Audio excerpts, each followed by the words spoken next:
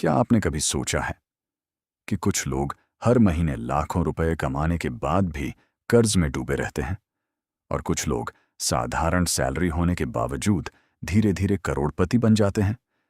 क्या फर्क सिर्फ उनकी कमाई में है? नहीं, असल फर्क उनकी मनी हैबिट्स में है।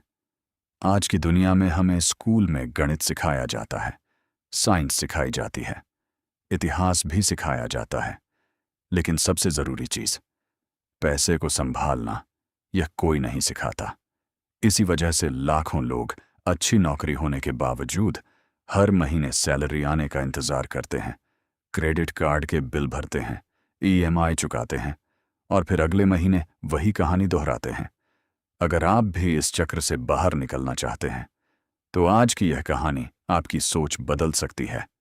आज हम बात करेंगे दुनिया की सबसे प्रभावशाली पर्सनल फाइनेंस किताबों में से एक, द टोटल मनी मेकओवर की। इसके लेखक डेव रैमसी ने लाखों लोगों को कर्ज से बाहर निकलने और आर्थिक आज़ादी हासिल करने में मदद की है।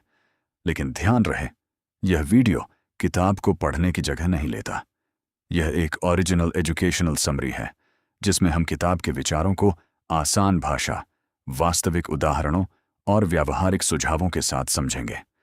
तो आराम से बैठिए, अपने मन को खुला रखिए और तैयार हो जाइए, क्योंकि अगले कुछ मिनट आपकी पैसों के बारे में सोच हमेशा के लिए बदल सकते हैं।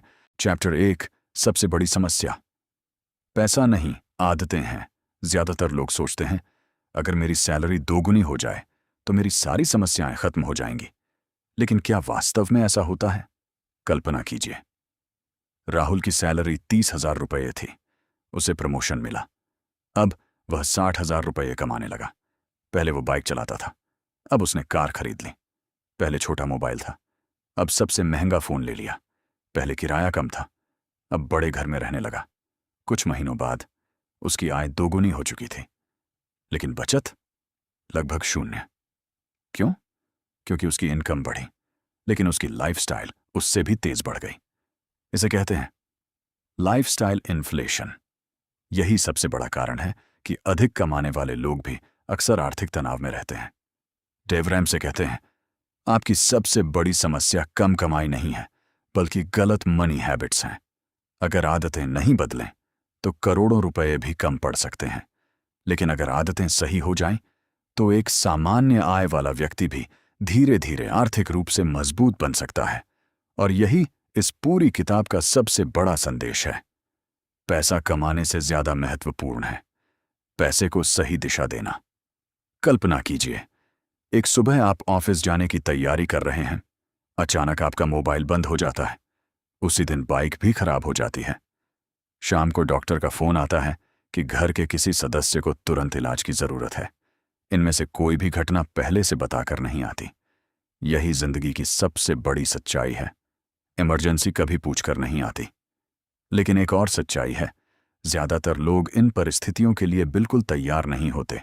उनके बैंक खाते में बचत नहीं होती, इसलिए पहला सहारा बनता है क्रेडिट कार्ड, पर्सनल लोन या दोस्तों और रिश्तेदारों से उधार। एक छोटी सी समस्या धीरे धीरे एक बड़े आर्थिक बोझ में बदल जाती है। यहीं से शुरू होता है कर्ज का अंतहीन चक्र। यही कारण है कि इस प्रणाली का पहला कदम है इमरजेंसी फंड बनाना। इमरजेंसी फंड का मतलब ऐसा पैसा जो सिर्फ मुश्किल समय के लिए रखा जाए। यह पैसा नई बाइक खरीदने के लिए नहीं है, यह छुट्टियां मनाने के लिए नहीं है, यह नए मोबाइल या ऑनलाइन शॉपिंग के लिए भी नहीं है। यह सिर्फ आपकी सुरक्षा के लिए है। इसे ऐसे समझिए जैसे कार में लगा सीट बेल्ट। आप हर दिन सीट बेल्ट इसलिए नहीं लगाते कि आज दुर्घटना होगी। आप उसे इसलिए लगाते हैं क्योंकि अगर कभी दुर्घटना हो जाए तो नुकसान कम हो। इमरजेंसी फंड भी बिल्कुल ऐसा ही है।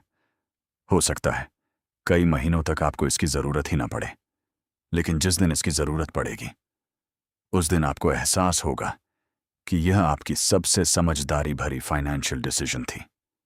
अब एक कहानी सुनिए। रोहित एक प्राइवेट कंपनी में नौकरी करता था। हर महीने उसकी सैलरी आती और महीने के अंत तक लगभग पूरी खत्म हो जाती। उसे लगता था अभी बचत की क्या जरूरत है, जब ज्यादा कमाऊंगा तब बचत कर लूंगा। लेकिन एक दिन उसकी नौकरी अचानक चली गई। नई नौकरी मिलने में 3 महीने लग गए। इन 3 महीनों में घर का किराया, बिजली का बिल, राशन और बाकी खर्च सब चलते रहे। बचत नहीं थी, इसलिए उसे उधार लेना पड़ा। नई नौकरी मिलने के बाद भी उसकी आधी सैलरी पुराने कर्ज चुकाने में चली जाती थी। अगर उसने पहले से थोड़ी थोड़ी बचत की होती तो शायद यह स्थिति कभी नहीं आती। यही फर्क है तैयारी और लापरवाही में। कई लोग सोचते हैं मेरी आय कम है, मैं बचत कैसे करूं? लेकिन सच्चाई यह है, बचत हमेशा बड़ी रकम से शुरू नहीं होती। यह शुरुआत होती है एक छोटे फैसले से। मान लीजिए आप रोज 100 रुपये अनावश्यक खर्च कर देते हैं। 1 महीने में यही राशि लगभग 3,000 रुपये बन जाती है। 1 साल में 36,000 रुपये। यानी छोटी छोटी आदतें बड़े परिणाम पैदा करती हैं। याद रखिए, इमरजेंसी फंड का उद्देश्य आपको अमीर बनाना नहीं है। उसका उद्देश्य है आपको नई मुसीबतों से बचाना। जब अचानक कोई खर्च सामने आए तो आपको किसी के सामने हाथ न फैलाना पड़े, आपको नया लोन न लेना पड़े और आपकी फाइनेंशियल जर्नी बीच रास्ते में रुक न जाए। आज ही अपने आप से एक वादा कीजिए, चाहे शुरुआत छोटी हो, लेकिन हर महीने अपनी आय का एक हिस्सा सबसे पहले अपने भविष्य की सुरक्षा के लिए अलग रखिए। क्योंकि आर्थिक आजादी की इमारत हमेशा एक मजबूत नींव से शुरू होती है, और वह नींव है इमरजेंसी फंड।